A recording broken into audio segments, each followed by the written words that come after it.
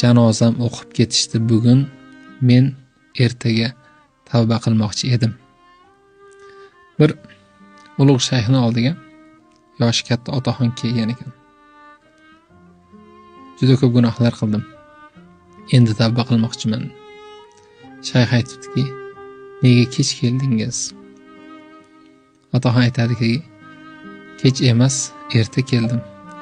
Shuning uchun eshitganman, kimki o'limidan oldin tiriklik chog'i tavba qilarkan, inshaalloh tezda tavbasi qabul bo'ladi deganda, rost va yaxshi aytdingiz, xush kelibsiz degan ekan.